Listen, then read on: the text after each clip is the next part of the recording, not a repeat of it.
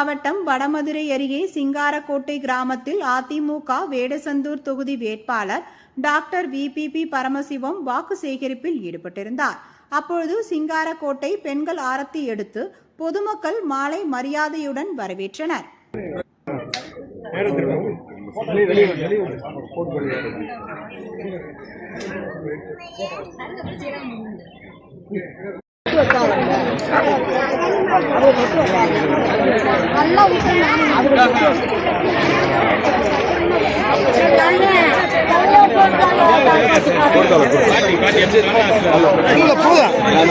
பரமசிவம் அப்புறம் நம்ம வள்ளியம்மா குடும்பம் எல்லாமே எப்பவுமே கடன்பட்டிருக்கு.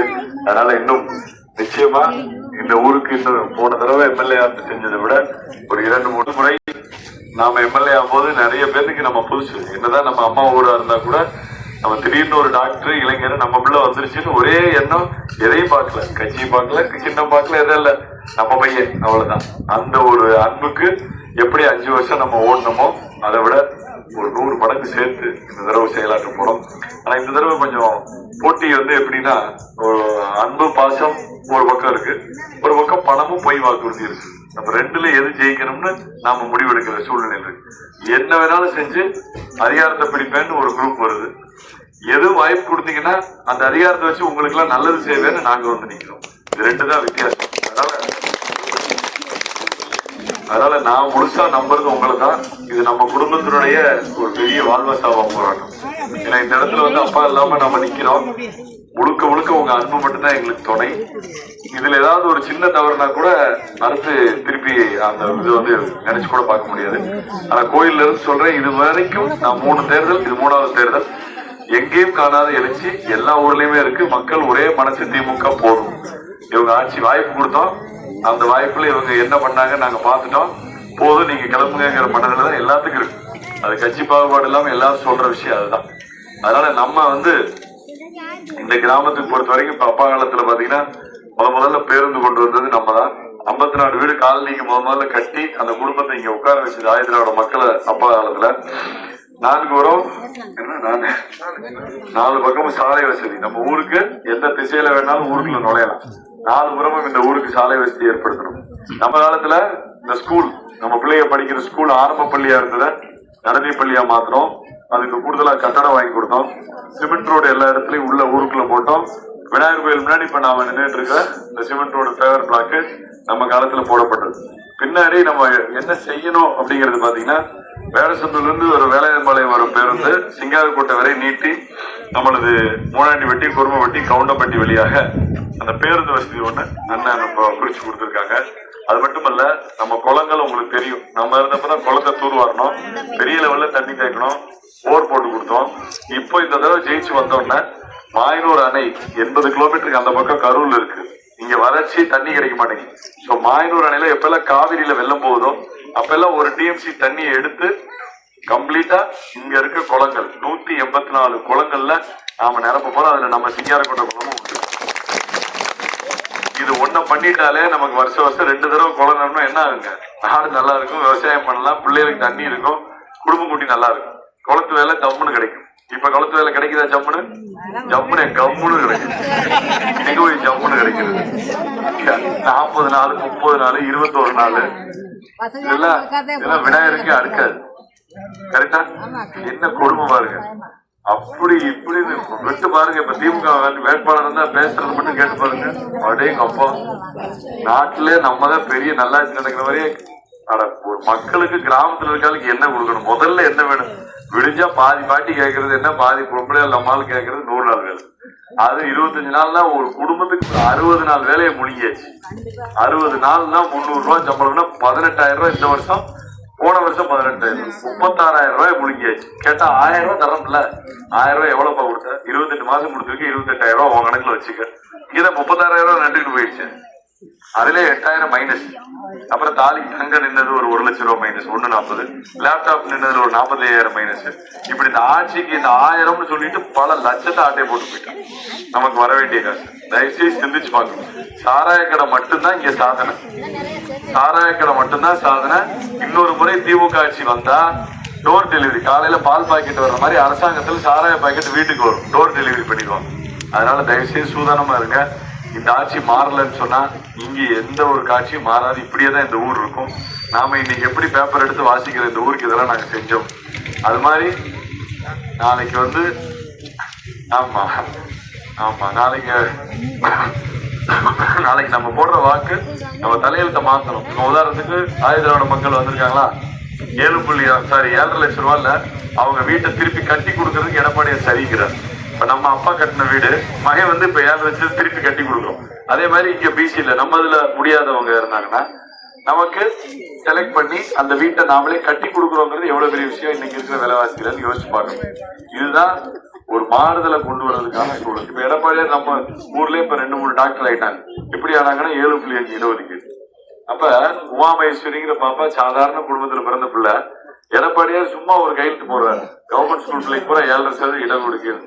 அவர் போட்டதோடைய விளைவு என்ன, இந்த ஊர்ல ஒரு டாக்டர் உருவாராங்க. அதுதான் புரட்சி, அதுதான் அதிமுக. திமுகனால ஒன்னே ஒண்ணு அப்படி சொல்ல முடியுமான்னு கேளுங்க, ஒண்ணுமே முடியாது, எதுவுமே முடியாது. காசு கொடுத்தேன், காசு கொடுத்தேன், காசு கொடுத்தேன், காசு கொடுத்தேன், எதுக்குனாலும் காசு கொடுத்தேன். இப்ப நீங்க நம்ம வேலையம்பாளையத்துல ஒரு பெரிய கம்பெனி கொண்டு வரலான்னு இருக்கோம், சிப்காட் தொழில் பூங்கா. வேலையம்பாளையத்துல கொண்டு வந்திருந்தா நம்ம ஊர் பொம்பளையோட சேர்ந்து 10,000 பேருக்கு வேலை கொடுக்குறேன்னு தாய்வான் நாட்டு கம்பெனிக்காரங்க சொன்னேன். வந்து இந்த ஜோதிமணி உருளுதியா, இப்படி உருள தண்டை போடுது, போச்சு போச்சு போச்சுன்னு இப்படி ஒரு உருளு. இப்ப என்ன உனக்கு வேணும்னு கேட்டேன். ஐயோ அங்க பெரிய சந்தன மரமா இருக்குது, பரமசிவம் வெட்டி கொண்டு போக போறாரு, வள்ளி கோயில் இருக்கு இழுத்து மூட போறாரு, கிளப்பி விட்டுச்சு. ஊருக்காரங்க மாதிரி நிறுத்தியாச்சு. அப்புறம் என்ன பண்றது, அந்த ஊர்ல போற சொந்தக்காரங்க வேற போ. அது டாக்டர் வர்றதுக்கு இங்க 10,000 பேருக்கு வேலை வச்சுட்டு இருக்கு, நீ டாக்டர். தாய்வான் நாட்டு கம்பெனி மாதிரி லோட்டோன்னு ஒரு சூட் தயாரிக்கிற கம்பெனி, அழகா ஏசி மாரி போட்டு வச்சிருக்கான். நீ குளத்து வேலை எந்த கஷ்டத்துல நம்மளுக்கு பூரா யூனிஃபார்ம் கொடுத்துருக்கா. 50 வயசாலு 60 வயசாலு 40 வயசாலு எல்லாம் நம்ம வாட்டுக்கு போய் வேலை பார்த்துருக்கலாம். ஒரே இதுல நானே கலெக்டருக்கு எழுதி கொடுத்துட்டேன், மகாராஷ்டிரா இந்த ஊர்ல எதுவும் வேணான்னு நான் ஓடி போயிட்டேன். அப்ப ஒரு திட்டத்தை கொண்டு வரது எவ்வளவு கஷ்டம். நம்ம அத்தனை பேர்த்த பேசி சரி கட்டி ஒரு வெளிநாட்டு கம்பெனி இங்க கொண்டு வந்தா இந்த பொம்பளை ஒரே நாள் வந்து சோழியை முடிச்சுட்டு போயே போயிடுச்சு. அதே மாதிரி கோப்பையில தொழில் பேட்டை கொண்டு வந்தோம், அங்க ஒரு 50 கம்பெனி வந்திருக்கும். அங்க அதே மாதிரிதான், அங்க இதே மாதிரி. அது என்னமோ பழகிருப்பாங்க இவ்வளவு தெரியும். ஒண்ணு குளத்து வேலையில ஏமாத்துறப்ப தரையில உட்காருங்க, இல்லன்னா நம்ம ஏதாவது நல்ல திட்டம் செஞ்சா உருளை தண்டை போடுறது தரையில உட்காரு. 2 வேலை பண்ணி சோழியை முடிச்சிருச்சு, அவ்வளவுதான். அங்க தொழில் பேட்டை காலி, இங்க தொழில் பூங்கா காலி, இந்த ஊர் வளர்ச்சி காலி.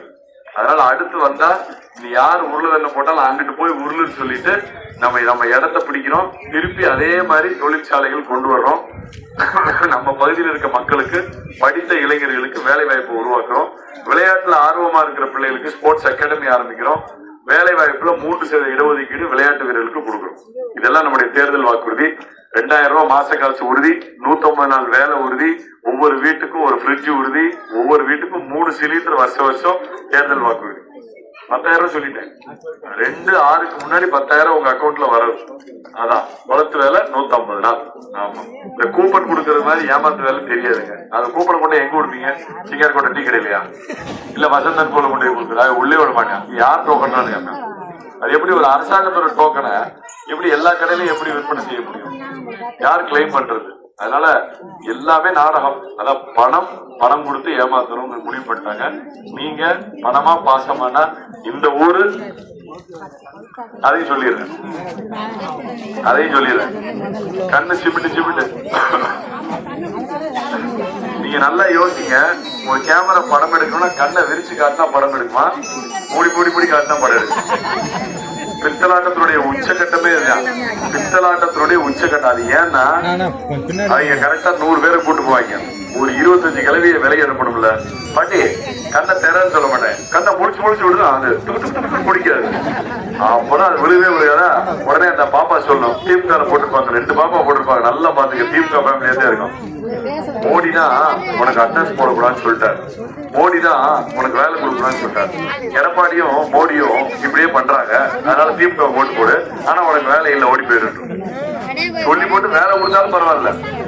எப்படியாவது அதிமுகவையும் மோடியையும் கெட்டவனாக்கணும். இதுக்குதான் இந்த வேலை பண்றாங்க. இன்னும் 10 நாள் தான். அதுக்கப்புறம் யாராவது கண்ணை சிமிட்டுனா கண்ணை குத்தி விட்டுருக்க, நீங்க எடுக்கிறாங்க. வந்ததெல்லாம் நான் பாத்துக்கிறேன், சரிதானா? எதுவும் கிடையாது. கண்ணு விழுகலைன்னா கலெக்டர் என்ன சொல்றாருன்னா, ஐயா கண்ணு விழுதுன்னா அதுலயே ஆப்ல இருக்குது, கைரேகை வைக்கலாம், கையெழுத்து போடலாம், போட்டோ எடுத்தாலே போதும். உன் முகத்தை இப்படி போட்டோ எடுத்தா காலேஜ் தானே இந்த நேரத்துக்கு இங்க வந்தாருப்பா, இந்த இடத்துல இருக்காருன்னு டெல்லிக்கு போயிடும். அப்புறம் என்ன போய் கண்ணு விழி எடுத்து பாக்குறது. அதனால இதான் நடந்துட்டு இருக்கு. தயவு செய்து எல்லாம் தப்பா நினைக்காம. அப்புறம் இன்னொரு முக்கியமான விஷயம், காலனி மக்கள் எல்லாரும் சொல்றது, ஒரு பரமசிவம் விட்டு கொடுத்துட்டாரு. எப்படி எல்லாம் நல்லா ஜெயிக்கிற மாதிரி வர வேண்டியது, ஏதாவது ஒரு பொய் சொல்லி ஏமாத்தணும்னு ஆரம்பிச்சாங்க. பார்த்தா இப்பதான் எனக்கு தெரியுது. நம்ம போய் ஏரியால கேட்டா, அம்மா சொல்லிட்டாங்க, அம்மா காலில் விழுந்து அவர் ஆசீர்வாதம் வாங்கிட்டா எல்லாம் பேசிட்டாங்க. எப்ப பேசி விட்டு கொடுக்கறதுக்கு என்ன விளையாட்டு போட்டியா? அவே வாழ்க்கையை பணைய வச்சு எல்லாம் செலவழிக்கிறதுல செலவழிச்சு மக்களுக்கு சேவை செய்யறது. அதனால போன தடவை அப்படின்னா இந்த தடவை நிக்கிறது பெரிய வில்லாதி வில்லை. அதனால பணம் நிறைய வச்சிருக்கனால போய் சொல்லிட்டு வருவாங்க. யாராவது இல்ல டாக்டர் திடீர்னு அவருக்கு மூடு பாதிச்சு ஆஸ்பத்திரிக்கு போலான்னு முடிவு பண்ணிட்டாருன்னு கூட சொல்லுவாங்க. அப்படி யாராவது சொன்னா தயவுசெய்து எனக்கு போன் பண்ணுங்க. நீங்க வாட்டி சரின்னு நினைச்சிட்டு அடே நல்ல பயில இருக்கிற டாக்டர், அப்ப நாளைக்கு போய் ஆஸ்பத்திரியில பாத்திரலாம்னு முடிவு எடுத்துறாரு. உங்களுக்காகத்தான் இங்க நின்றுட்டு இருக்கோம், உங்களுக்காகத்தான் இந்த வேலை செய்யணும். நாளைக்கு திருப்பி திமுக வந்தா நமக்கு எந்த வேலையும் கிடைக்காதுங்கிறதுனாலதான் இவ்வளவு கஷ்டப்பட்டு இருக்கோம். தயவு செய்து இரட்டை இலை இரட்டை இலை இரட்டை இலை மறக்காம இரட்டை லட்சத்துல வாக்களிங்க.